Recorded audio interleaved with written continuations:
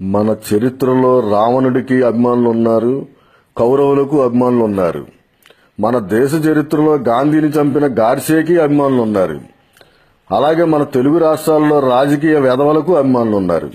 ఆంధ్ర రాష్ట్రానికి కాబోయే సీఎంగా ఊహించుకుంటున్న వైఎస్ జగన్ ముత్తాత వెంకటరెడ్డికి 2 పెళ్లిళ్లు, 11 మంది సంతానం.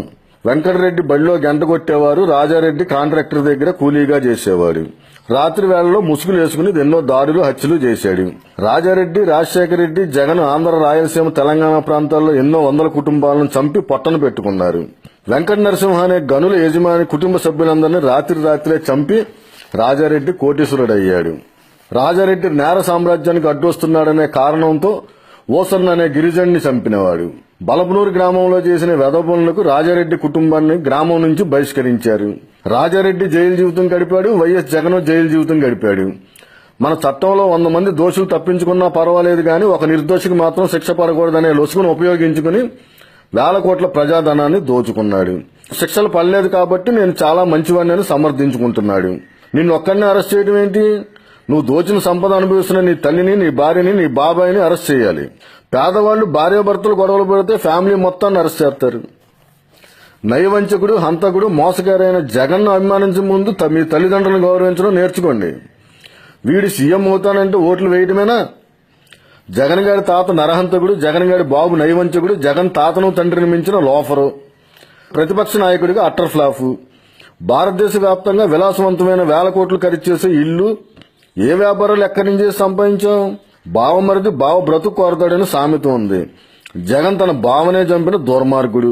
మీ నేర సామ్రాజ్యాన్ని విస్తరించడం కోసం ఓసీ, బీసీ, ఎస్సీ, ఎస్టీలనే తేడా లేకుండా చంపి ఎదిగావు.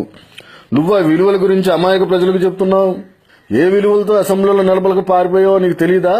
నిజంగా నీ బాబు గొప్పవాడైతే 2014 ఎన్నికల్లోనే గెలుస్తావురా లోఫర్గా.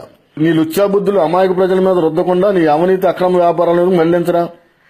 భారతదేశ వ్యాప్తంగా నువ్వు పెట్టిన పవర్ ప్రాజెక్టులు, సాక్షి ప్రింట్ మీడియా, సాక్షి ఛానల్, భారతీయ సిమెంట్స్, ఇన్ఫ్రాస్ట్రక్చర్ కంపెనీలు ఎక్కడి నుంచి వచ్చాయిరా? నిన్ను, నీ కుటుంబాన్ని వృద్ధిస్తే తెలుగు ప్రజలందరూ ఆనందంగా ఉంటారు. మీరు మీ పార్టీలు అవినీతిలో కూరుకుపోయాయి. అమాయక ప్రజలకు డబ్బులు పంచిపెట్టి వాళ్ళను కూడా పాడు చేస్తున్నారు. నువ్వు సీఎం అయితే చంద్రబాబుని వాళ్ళ ఇంట్లోనే చంపేస్తావని చంద్రబాబుకి బాగా తెలుసు. అందుకే నేను సీఎం అవ్వకుండా చేస్తాడు. నువ్వు జైల్లో ఉన్నా హత్య చేయించి రికార్డు సృష్టించావు. బాబు జగన్, నువ్వు రాష్ట్ర వ్యాప్తంగానే కాదు అంతర్జాతీయ వెధవని నిరూపణ అయింది. నువ్వు చేసిన మోసాలకు భారత ప్రభుత్వానికి, ప్రధానమంత్రి మోడీకి, ఆర్థిక మంత్రికి, తెలంగాణ రాష్ట్రానికి మారిషస్ ప్రభుత్వం అంతర్జాతీయ న్యాయస్థానానికి వెళ్లి నోటీసులు పంపించింది. నీలాంటి వ్యక్తి ఆంధ్ర రాష్ట్రానికి సీఎం అవ్వాలనుకుంటున్నారు. నువ్వు తెలంగాణ, ఢిల్లీ జైలుకే అనుకున్నారు ప్రజలు.